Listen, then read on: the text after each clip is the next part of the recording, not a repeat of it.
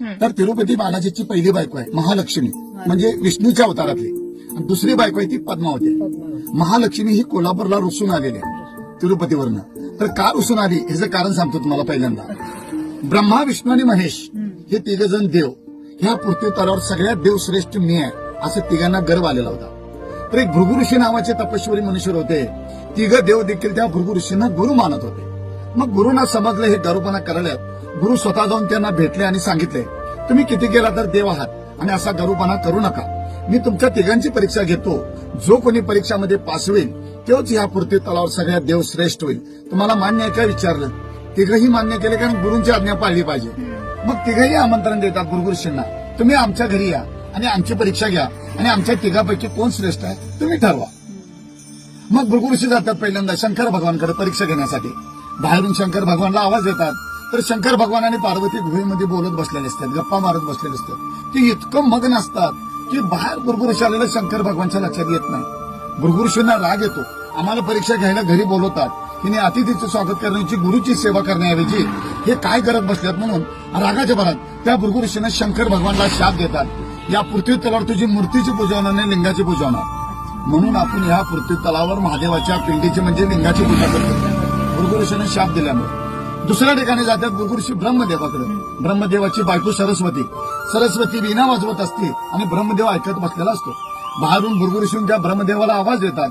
तर ही दोघं नवरा बायको संगीतमध्ये इतकं मग्न असतात की बाहेर भृगु ऋषी आलेलं ब्रह्मदेवाच्या पण लक्षात येत नाही. ज्यानं विश्व निर्माण केलं, ज्यानं सृष्टी निर्माण केली, त्या ब्रह्मदेवाला देखील त्या भृगु ऋषीने शाप दिलेला आहे, या पृथ्वी तलावर तुला कोणीही पूजणार नाही, तुझं मंदिर कुठं उभारलं जाणार नाही.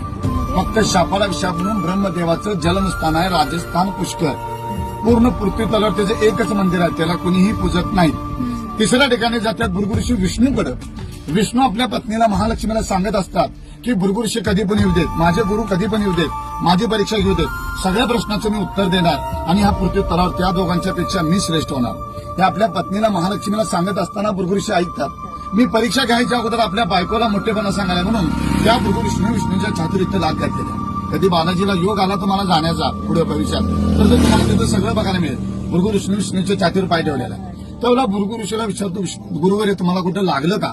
महालक्ष्मीला राग येतो, तुम्ही एवढं देवादेव श्रेष्ठ म्हणून मला सांगतायसा, तुमच्या छातीवर त्यांनी पाय ठेवलं आणि तुम्ही त्यांनाच विचारताय लागलं काय म्हणून.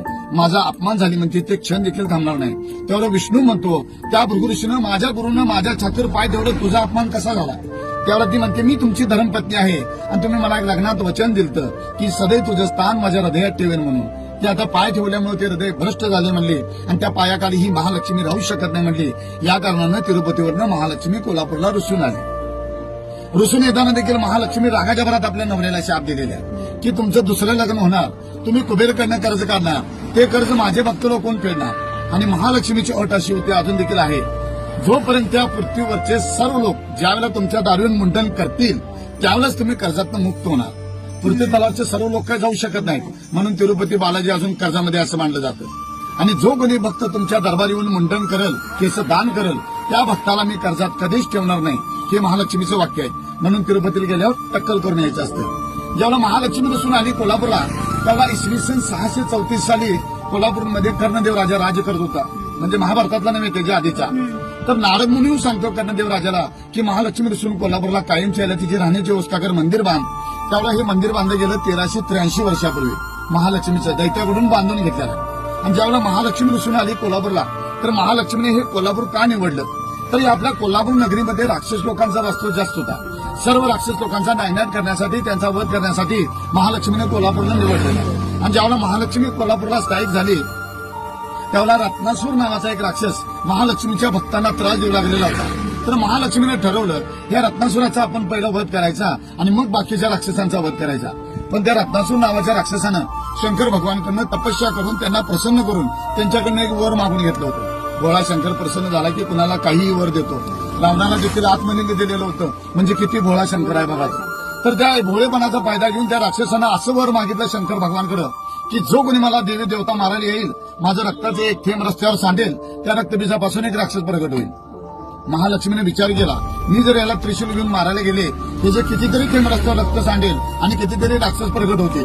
म्हणून महालक्ष्मीने शंकर भगवानची आराधना केली. कारण शंकर भगवानच वर दिलेलं होतं. शंकर भगवानने सांगितलं महालक्ष्मीला तो एक ज्योत लाव, दिवा लाव. महालक्ष्मीने स्वतः एक ज्योत लावला. स्वतः शंकर भगवान त्या ज्योतमध्ये विलीन झाले आणि ज्योत तो आपोआप मोठा झाला आणि त्या रत्नासुराच्या अंगावर जाऊन पडला आणि त्या रत्नासुराचा भस्म झाला. म्हणजे रक्त काय सांडायचा संबंध नाही. आणि जे महालक्ष्मीने ज्योत लावला त्या ज्योतपासून प्रगट झाला तो ज्योती आणि आपल्या कर्नाटक महाराष्ट्र लोकांनी बा लावला म्हणून ज्योतिबा. महालक्ष्मी प्रसन्न झाली. माझ्या भक्ताचं रक्षण करस तू. सदैव तू माझा भाऊ म्हणून माझ्या पाठीशी राहशील आणि या विश्वात तुझं जागरूक देवस्थान म्हणून ओळखलं जाईल म्हणून महालक्ष्मीने आशीर्वाद दिला आणि हे ज्योतिबाचं स्थान झालेलं आहे. ज्योतिबा मंदिर पहिला